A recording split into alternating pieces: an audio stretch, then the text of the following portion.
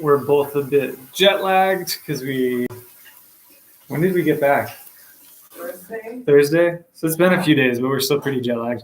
But so I wanted to talk today just kind of quickly about two concussion tools, really three concussion tools that can be really, really helpful to jumpstart your recovery. We're going to start first with the punchline is that it's going to be a heart rate monitor and then a free website that is used for paced breathing. But the heart rate monitor is awesome. This is going to be a big part of your recovery. If you've seen a concussion specialist, they probably put you on a treadmill to do a Buffalo concussion treadmill test. And part of what we're doing there is we're checking your heart rate and your exercise tolerance to see where symptoms occur, or even before symptoms occur, where like a murmur, a Turk murmur or something would occur, to say that, hey, your blood flow regulation is not adequate. And so we're going to drop you below that point, below that heart rate, so that we can prescribe proper exercise for your recovery. So this is a big part of your sub-symptom threshold exercise recovery. So whether it's acute concussion, whether it's post-concussion syndrome or persistent concussion symptoms, PCS, whether it's POTS, doesn't necessarily matter. We're going to be checking your exercise tolerance and your heart rate threshold. So you're going to know where your symptoms flare, where your symptoms don't exist, and then how you can progress that 5 to 10 beats at a time every few days to improve recovery. And so you can progress and get back in the game, back in life, back in work, back in sport, whatever. So this one that I like is the Polar H10 strap. I don't make any money from Polar, but this is about, depending on where you get it, it's like $80, $90. And it duals not only for tracking your heart rate for that exercise tolerance, but you can also track your heart rate variability, your HRV, from this. And what that's going to tell you is basically, are you during recovery pushing too hard on the throttle? Are you pushing too hard on the gas? So your heart rate strap, this can pair with apps like, I'm using my phone and my computer, so I can't show you, but this will pair with apps like Elite HRV.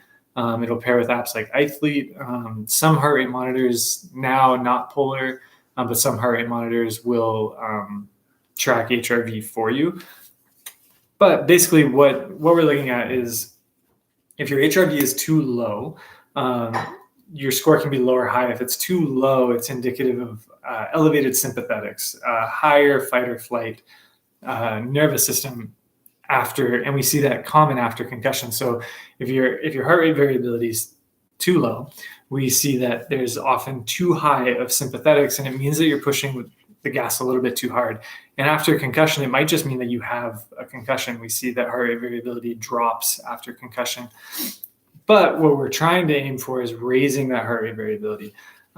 So as we get a higher heart rate variability, we see a better parasympathetic activity, and better parasympathetic, better rest, digest, recover activity is what we're aiming for. So you'll be able to know after doing your subsymptom threshold exercise, after doing your visual vestibular therapy, after changing your diet, after working on stress and sleep and counseling and whatever, you should be able to see your heart rate variability kind of fluctuate throughout the day. But you want to, or throughout the days and the weeks. But you want to see that trend up. You want to see a higher heart rate variability. On iThlete, I believe on Elite HRV, it's on a score from 0 to 100. 0, you would be dead. But so for like a normal, healthy person, you would want to see that score between 60 and 80. Athletes will reach 90, 100. Some like Olympic athletes will reach over 100. But really, you're shooting for that heart rate variability to be 60 to 80. And so basically, if you're dipping below that, you're pushing too hard. So you can adjust and modulate therapies to see that you're moving in the right direction. The next one that I want to talk about is no longer the heart rate strap, but is a free website that I can't even show you, because I got my phone here, my computer here. But I sent it to all my patients. I've posted about it several times. It's on some links and it's various places throughout social media and my website. But it's a free breath pacing website. So it's called exhaler.com. So you would type in XHALR, exhaler. And so exhaler.com, super free. I did a newsletter a few weeks back about how slow, so less than 10 breaths per minute, but slow paced breathing actually improves your heart rate variability. It improves your vagal activation. It can alter and adjust brain wave states, which is really cool. And all of that jargon just translates to you have better mood, better emotional regulation, more, they actually studied it, more pleasantness, less stress, anxiety, sort of you get more of the good things, less of the bad things that we see after concussion with the cognitive, physical, and emotional symptoms through simply breathing slower. So the resource that I really like is exhaler.com. Because it's just a pacer. So you go to the settings over on the side, set it to a 5-second inhale, set it to a 5-second exhale, no breath holding, and trying to do that through your nose. Just a slow inhale, slow exhale can change heart rate variability, vagal activation, brain waves. And so I did a newsletter on how it all works a while ago. It's partly neurological, so partly it's all neurological because you're changing your nervous system, but it's partly neurological mechanism in that you're getting vagal activation, so that vagus nerve, that parasympathetic nerve, and then it's partly mechanical. They actually did studies where they would mechanically ventilate, so they would force these mice to breathe through their nose by like pressing little bags. And when they forced really slow breaths, when they forced like 4 or 3 breaths per minute, they were actually able to just through the mechanical like nose nerve fibers alter brain waves that were in sync with the rhythm of the breath. So that's really crazy. That's really cool that your brain waves actually match kind of the waves of your breath. Particularly with nasal breathing, because you've got, I talked about it in the newsletter, and I'm jet lagged right now, but you basically got the mechanical stimulation of the nerves in your nose, in your nasal cavity, changes connections and cortical activity in the brain for better. We see more alpha waves, and alpha waves are kind of associated with that like light, meditative, creative, kind of like calm, pleasant, no stress, no anxiety states. Which is really, really cool. So in concussion recovery, it can be really, really helpful for folks to do paced breathing. I have all of my patients do a 5-5 tempo, like I just talked about. So a 5-second inhale, 5-second exhale. That gives you 6 breaths per minute. In the research, 6 breaths per minute tends to be where most people get the best heart rate variability.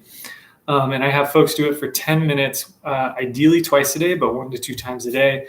If you're only going to do it 1 time a day, for sure do it before bed. And that's kind of it. So this was a quick one. I was kind of rambly. I'm hanging in there with the jet lag. Sarah's got to go off to work right now, and she's pretty jet lagged. But the 2 tools, heart rate monitor, $80 to $90, and then a free website, exhaler.com. For less than $100, you're going to jumpstart your recovery with this, because you're going to be able to know how to dose your exercise. You're going to be able to track your heart rate variability to monitor your recovery and monitor your parasympathetic activity.